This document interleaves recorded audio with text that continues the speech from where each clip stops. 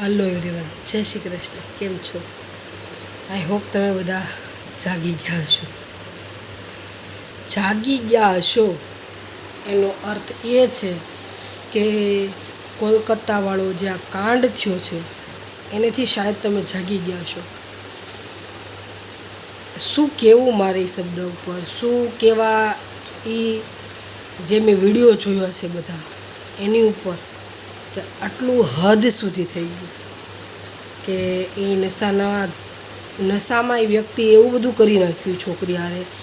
એ doctor આટલી બધી security, એટલા બધા વચ્ચે રહેનારા વ્યક્તિ જોડે, અને એટલું બધું થઈ ગયું કાંઈક 40-45 મિનિટ સુધી આ બધું ચાલ્યું, મર્ડર થઈ ગયું. ત્યાં સુધી ડૉક્ટર કે જાણે કે દવાખાનામાં જે બધું હતું એમાં કાનો કાન, કેમ કે દવાખાની એવી વસ્તુ છે કે જે જાગતી વસ્તુ કહેવાય. જાણે કે એક એ કંઈ નાનું નાનું દવાખાનું નહીં, જાણે કે મોટું દવાખાનું છે, એમાં 2 થી 3 હજાર વ્યક્તિ હોઈ શકે. એમાં આ વસ્તુ થયું તોય કોઈને કાનો કાન ખબર નથી. શું કહેવું દીકરીની વાત વિશે, શું એના મા બાપ વિશે કેવું કે બિચારાના કેટલા અરમાનો હશે એ દીકરી વિશે. ખુદ હું છું, મારે પણ 2 છોકરીઓ છે, મારે પણ મારા દીકરીઓ વિશે ઘણાય અરમાન છે, તો એને પણ કેટલા હશે. એ ડૉક્ટરની જોડે એને એવું વિડીયોમાં કહેવામાં આવે છે કે 32 થી 36 કલાક એણે કામ કર્યું, અને એ 2-3 કલાકની નીંદર કરવા માટે, આરામ કરવા માટે ગઈ હતી. એને બદલે 1 કલાક આરામ કર્યો હતો. અને જે શાંતિની નીંદર કરવા ગઈ હતી, એ શાંતિની નીંદર પામવા માટે એને કેવડું મોટું ભોગવવું પડ્યું. છોકરીના આંખમાં એના પોતાના ચશ્માના કાચ પણ વયા ગયા હતા, તો એ નરાધમ ત્યાં સુધી ઊભો ન રહ્યો. એની કેટલી ઈર્જા મોઢામાં, ખુદ હોઠ પણ ફાડી નાખ્યા હતા. ત્યાં સુધી હદ છે. એટલો તો કેવોય રાક્ષસ જેવો હશે, કેવોય નશામાં હશે. હું ખરેખર આ બધા વિડીયો ઓછા મેં જોયા છે, 2 થી 3 વિડીયો જોયા છે ને તોય તમારું માઇન્ડ છે ને કામ જ કરતું બંધ થઈ ગયું છે કે હું મારે વાત કરું. તો અમુક તો કમેન્ટ એવી કરે છે, શું મા બાપને સપના જોવામાં પાપ છે? શું છોકરીઓને આગળ વધવામાં આવું છે?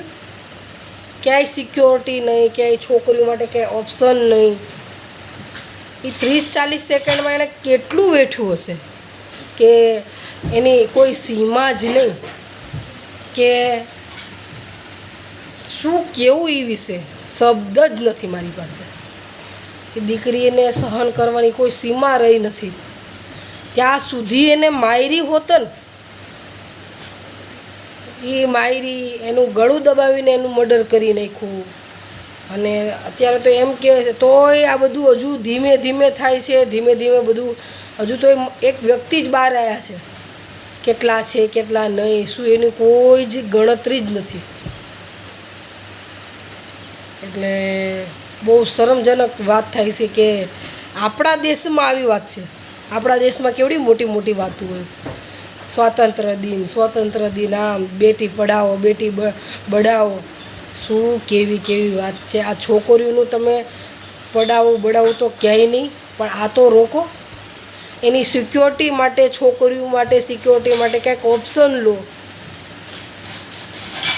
એમ વાત કરવામાં આવે છે. ટૂંકા કપડાં પહેરતા હોય, આવા બધી કમેન્ટો, આમ કરતા હોય એટલે આ બધું થાય. તો ડૉક્ટરે તો એના ફૂલ કપડાં પહેર્યા હશે, ક્યાંયની નિયત ખરાબ થઈ ગઈ હશે.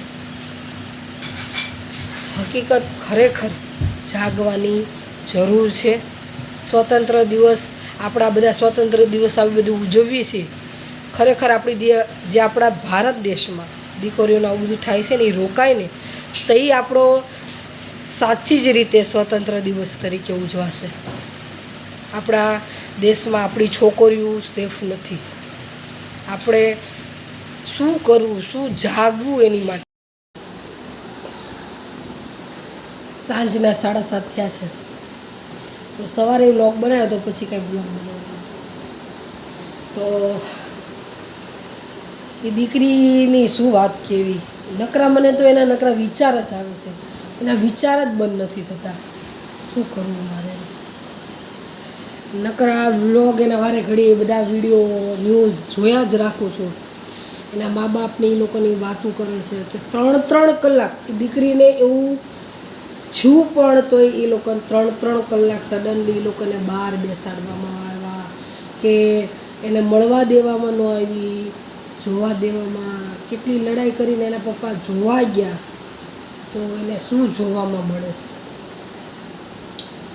મગજ છે ને બેન્ડ મારી જાય કે આ હકીકત આપણો દેશ આઝાદ થયો છે, 77 વર્ષ આઝાદ થયા ને પૂરા થયા ને 78માં બેઠો છે, પણ હકીકત એવું લાગે છે આપણા તમારા બધા માટે તો લાગતું હશે, છોકરાઓ માટે જે આવું કરતા હોય એની માટે, છોકરાઓ એટલે બધા નહીં, પણ હકીકત નારી માટે તો આઝાદ થયો જ નથી. આમાં કઈ રીતે કહેવાનું કે નારી બચાવો, છોકરીઓ બચાવો, પઢાવો, આગળ વધારો, એનું ભવિષ્યનું જો આ ભવિષ્ય કે આપણી છોકરીઓ સેફ જ નથી. મારે પણ 2 દીકરી છે. ખરેખર બહુ જ એટલે બહુ શરમજનક વાત છે કે આ આપણો દેશ છે અને હજુ તો આ એક ગાંઠ નથી. મને એમ લાગે છે આમાં એવી કેટલી ગૂંથાયેલી આમાં ગાંઠો હશે કે જે આનું બહાર આવે એમ જ નથી. એમાં મોટા મોટા માથા લાગે છે કે જેથી કરીને આનું બહાર નથી પડતું, કે એ વ્યક્તિ મોઢું ખોલતો નથી, કે એનું બધું જે આમાં રિપોર્ટો બતાવે છે, સીસીટીવી કેમેરા બતાવે છે, એવી જગ્યા બતાવે છે કે જેથી કરીને આપણને તો ગાંડા હોય ને એને ખબર પડે કે આમાં કંઈક મોટો હાથ લાગે છે. કોઈ એક વ્યક્તિનું આ કારનામું નથી.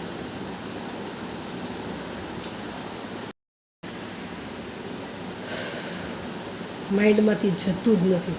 કામ કરવાનું ઘરમાં મન નથી થતું. આપણને એમ થાય છોકરીઓ, અમારા નિકોલની જમણાની વાત છે, કાલથી પરમદીના વિડીયોમાં તમે જો નાના છોકરાઓની ગેંગ નીકળી છે અને અમુક લોકો એવા વિડીયો બહાર નીકળ્યા છે કે ફેરીઓવાળા હતા અને પકડીને પબ્લિકે મારી છે, અને અમુક જે ખુદ અમારા સગાવાળા હારે હતા તો એ લોકોને માર્યા હતા પબ્લિકે. ખરેખર છોકરાઓને ગેટ પાસેથી લઈ જાય છે. એટલે આ લોકોને કેવી રીતે શાબાશી આપી કે એટલો બધો જીગર હોય કે મા બાપ મૂકી ગયેલા હોય ત્યાંથી ગેટ પાસેથી લઈ જાય. ખરેખર બધી શરમજનક વાત છે. તો આજે બ્લોગમાં આટલું છે. બપોરે ક્યાંય ગમતું નહોતું ને એવું બધું હતું તો પછી કાનાના વાઘા લેવા માધવ માટે બધી વસ્તુ થોડી ઘણી લેવા ગયા હતા, લઈ આવ્યા છે. પણ હું બતાવીશ, બધી વસ્તુ બધી આવી જશે ને એટલે હું તમને બધું નિરાતે એક બ્લોગમાં જ બધું બતાવી દઈશ. અને હા, જે એણે મને આપણે માધવના વાઘા આપ્યા છે એનું નામ બ્લોગમાં હું લેવાનું કાંઈ ભૂલી ગઈ હતી.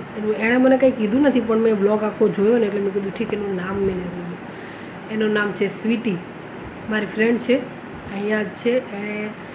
એણે દ્વારકાથી વાઘા મંગાવ્યા છે. તો કંઈક આવું છે આજનો દિવસ. એટલો ભયાનક દિવસ હતો કે મારામાં તમને મોબાઈલમાં શું બતાવું, નકરું યુટ્યુબમાં તમે જુઓ તો નકરા ન્યૂઝ આ એમ કે આ સાચું બતાવે છે ને આ સાચું, કોઈ પણ સાચું જૂઠું બતાવે. બધા એમાં જોઈને બધું એમ થાય કે જોયા જ રાખું, કંઈક નીકળે. એની મમ્મી સાથે 11 વાગે વાત કરી, નામ થયું ને સવારે આવા સમાચાર મળ્યા. હકીકત આપણને એમ થાય કે આપણી છોકરીઓને આપણે આગળ વધારવી કે નહીં, ભણવા આગળ મોકલવી કે નહીં.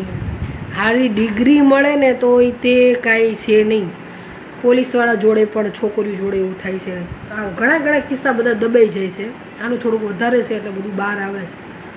એક વ્યક્તિ, એમનું નામ નહીં લઉં, પણ એક લેડીઝ છે, એ રેપનું બધું લખતા હોય ને કે ક્યાં કઈ જગ્યાએ, એટલે બધું કાઉન્ટ કરતા હોય ને, ખુદ ઇન્ટરવ્યૂમાં બોલ્યા છે કે 3 થી 4 કલાકમાં રોજની એક બળાત્કાર થાય છે. કોઈક એવા હોય તો પોતે બધું દબાઈ દે છે કે જેથી કરીને કે આગળ વધતું જ નથી.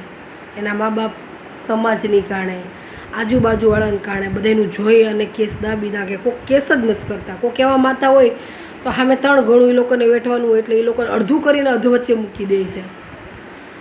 એવું બધું કે તમને એમ થાય રૂવાડા બેઠા થઈ જાય કે આ શું આપણો દેશ છે. એટલે તમે કીધું કે આ આઝાદ મને નથી લાગતું કે 77 વર્ષ પૂરા થયા આપણા આઝાદના, તો આવી રીતે ના હોય.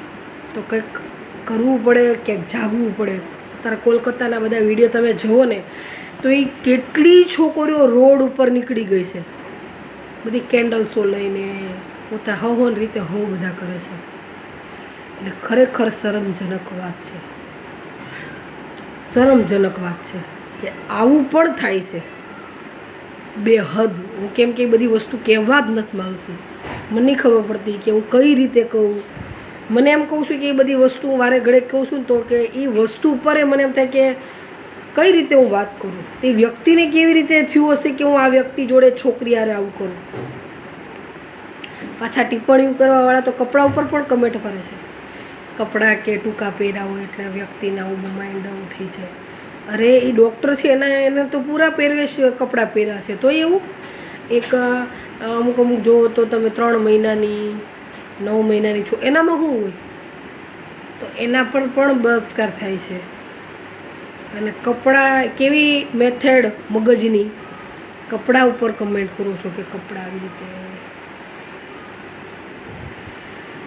અને એમના મમ્મી જે છોકરો છે એની મમ્મીનો બધા ઇન્ટરવ્યૂની બધું જોયું તો એના મમ્મી એમ કહે છે કે મારા છોકરાએ આવું ન કર્યું હોય, અને હું તો દુર્ગામાને પ્રાર્થના કરું છું કે હર ઘરે આવો દીકરો હોવો જોઈએ, કે હર ઘરે આવો સંસ્કારી દીકરો જન્મવો જોઈએ. સાંભળે છે કે મારા છોકરાએ કર્યું છે, બધી ઇન્ટરવ્યૂમાં ચોખ્ખી વાતો થાય છે, તોય છતાંય વ્યક્તિ એવું કહે છે.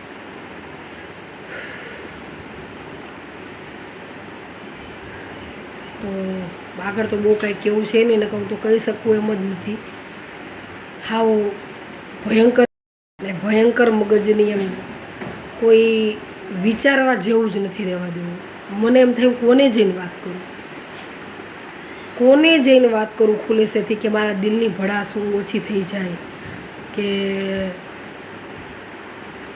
સ્પીચલેસ વસ્તુ છે.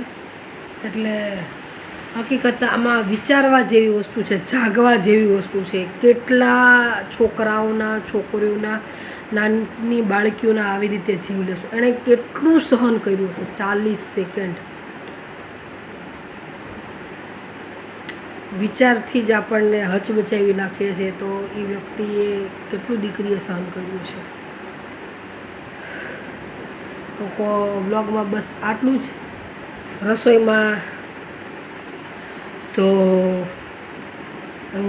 અત્યારે વાગ્યા છે 7:30 ઉપર થવા આવ્યું છે, એટલે તો મેં વિચાર્યું નથી જે રસોઈ હું શું કરું. કપડાં સંકેલતી હતી, કપડાં સંકેલતી હું 5:30 વાગ્યાના કપડાં મૂક્યા છે, પણ મેં કપડું એક ઘડી વાળી નથી, એક ઘડી કપડું. બ્લોગ ઉતારવાની ઈચ્છા જ નહોતી થતી. હું વાત કરું કેમ કે મારા મોઢા ઉપર એ જ વસ્તુ આવે છે. ક્યાંય પણ બાજુમાં કે એવી રીતે વાત કરું ને તો પણ એ જ વસ્તુ મોઢામાંથી નીકળે કે છે કે આ વસ્તુ થયું, આવી રીતે થયું. આપણા દિલ ઉપર હાથ રાખીને વિચાર કરો, ખાલી એમ વિચાર કરો, એ જગ્યાએ આપણા સ્વજન, આપણું કોઈ વ્યક્તિ કે આપણે ખુદ પોતે હોત તો આપણા શું હાલત થઈ. બસ આટલું. કાલે મળશું વ્લોગમાં, કાલે હું શરૂઆત કરશું.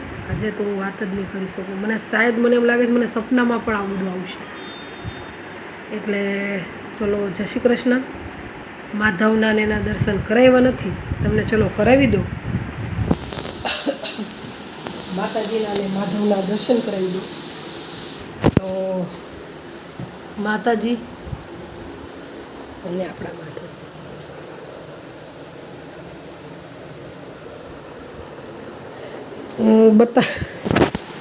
આ પાઘને એવું લાવ્યા છે, એ અત્યારે ધ્રુવીએ પહેરાવી દીધી છે. અને જો માળા બાળા પણ હવે તમે જોઈ જ લો, થોડું ઘણું વસ્તુ બધું એમનો રૂમાલ છે. જો તમે ચાંદલો માંડલો બધું લગાડી દીધું છે.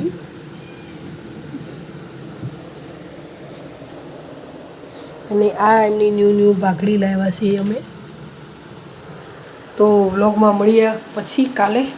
તો આવજો. જય શ્રી કૃષ્ણ, જય માતાજી.